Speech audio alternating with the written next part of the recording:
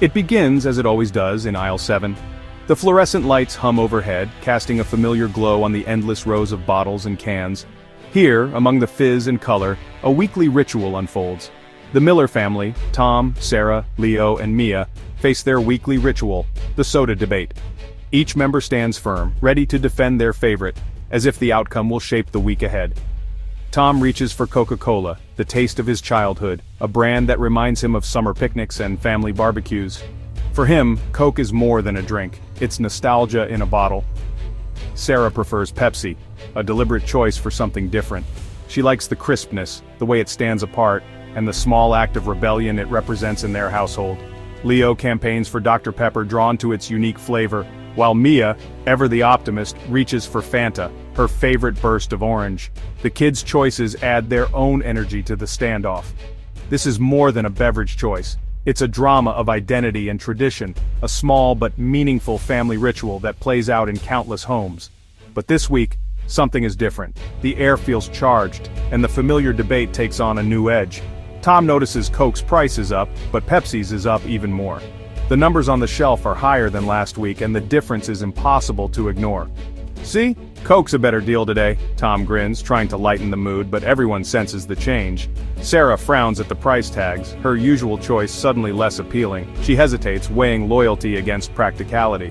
This small shift is a ripple from faraway decisions. Trade policies, tariffs, global economics. The price tags are silent messengers of change. The Millers' debate is now shaped by forces they can't see, their choices nudged by invisible hands. New tariffs enacted in 2025 have begun to alter the economic landscape. What once seemed distant is now felt in the most ordinary places. These taxes on imports ripple through supply chains, affecting prices on the shelf.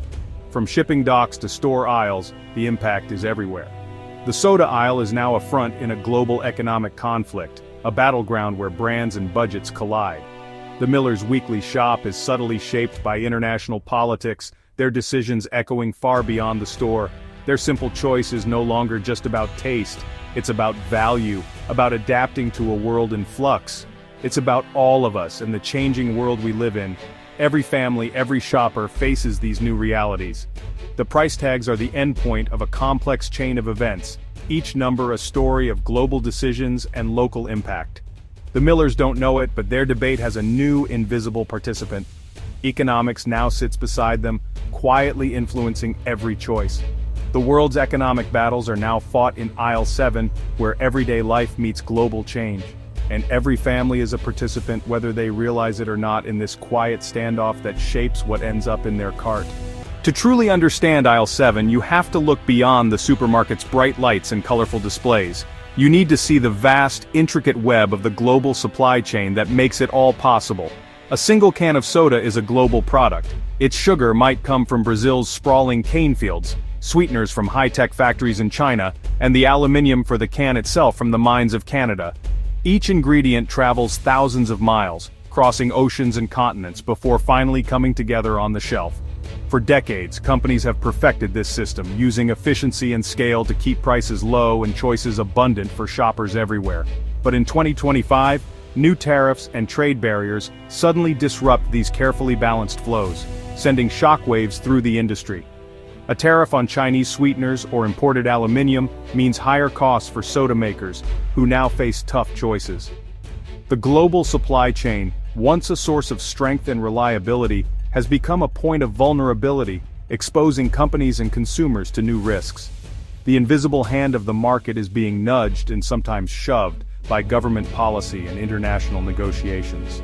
The price hikes the Millers see at checkout are direct results of these new global realities, affecting families everywhere. The soda aisle has become a barometer of geopolitical tension, reflecting the push and pull of international trade. Price differences now reflect not just marketing strategies, but also a brand's exposure to global trade risks and shifting supply lines. The Millers' choice is now an economic vote, a small but real influence on the global market, whether they realize it or not. Every can on the shelf tells a story of global logistics, political decisions, and the unseen forces shaping our everyday lives. The simple act of buying soda is now tied to the fate of global trade, connecting ordinary people to events unfolding thousands of miles away. The invisible hand is no longer invisible. It's right there in the drinks cooler, shaping what we buy and what we pay.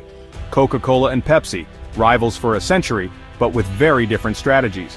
Coca-Cola's Think Global, Act Local model relies on local bottlers and ingredients, creating a resilient supply chain. This local-first approach acts as a buffer against global disruptions. Pepsi, in contrast, built a centralized, globally integrated supply chain, betting on ever-freer trade. That bet paid off, until tariffs hit in 2025. Now Pepsi's reliance on global suppliers for sweeteners and aluminum is a liability. Coca-Cola's fortress weathers the storm. Pepsi's global machine sputters. The cola wars have entered a new phase, resilience versus efficiency. The winner may not be the cheapest, but the one who can adapt. The soda aisle is the new battlefield and the stakes are higher than ever. The new tariffs weren't aimed at soda, but their effects are felt everywhere. For Coca-Cola, local sourcing means only modest price hikes. For Pepsi, global supply chains mean bigger cost increases. Shoppers like Tom see Coke as the reliable, affordable choice. Sarah hesitates over Pepsi's new price. The tariff is no longer an abstract policy. It's a reason for a family to change brands. The soda aisle has become an economic battlefield. Tariffs are the new weapons, shaping what ends up in your cart. Consumer behavior shifts, not because of ads, but because of price. The Miller's choice is a direct result of global policy. The tipping point has arrived, and it's changing what America drinks. Amidst the cola clash, Dr. Pepper quietly rises. Its flexible production model, using both its own and third-party bottlers, lets it adapt quickly. Dr. Pepper can shift sourcing to dodge rising costs. It's not locked into one system like Pepsi or Coke. This nimbleness is a huge advantage in a world of tariffs. But Dr. Pepper's success is also cultural. Its quirky brand and devoted fans like Leo make it less sensitive to price. Dr. Pepper isn't trying to be everyone's drink. It's the passionate choice for a dedicated tribe. As cola prices fluctuate, Dr. Pepper becomes the stable, interesting alternative. For families like the Millers, its appeal is undeniable. In the chaos of the cola wars, Dr. Pepper is thriving. Sometimes being nimble and different is the best strategy. The soda aisle reflects a bigger shift in the American economy. For decades, efficiency ruled, global supply chains, low prices, endless choice. But recent shocks, pandemics, tariffs, exposed the fragility of this system. Now, resilience matters more, the ability to adapt, withstand shocks, and bounce back. Companies are rethinking long, fragile supply chains.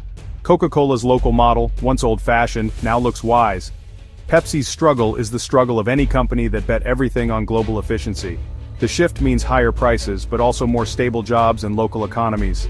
The Miller switch from Pepsi to Coke is a small sign of this change. It's a vote for security over risk. The American way is being rewritten, one grocery cart at a time. The future belongs to the resilient. The Millers leave the store with Coca-Cola, their cart rolling over the automatic doors as sunlight pours in. Alongside the familiar red cans, there's Dr. Pepper, a family favorite, nestled among the groceries. What seems like a simple family compromise, choosing which sodas to buy, is actually part of a much bigger story. Every purchase is a signal, telling retailers, distributors, and executives what's working, what's popular, and what needs to change. Behind every price tag, global economics and politics quietly shape our choices, influencing even the cost of a single can of soda. The supermarket aisle is more than just a place to shop, it's the global stage where brands compete and consumers decide the outcome. Our choices, multiplied by millions of shoppers every day, have real power to shape the market and the world. The soda aisle is a metaphor for our times, where business models, government policies, and personal preferences all collide in a single moment. The rise of Coke's resilience, Pepsi's challenge, and Dr. Pepper's nimbleness are stories that reflect a rapidly changing world and shifting consumer loyalties.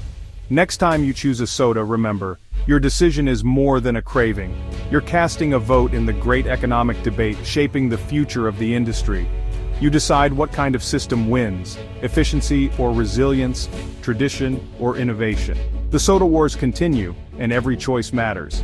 And your grocery cart is the front line, where global forces and personal tastes meet every single day.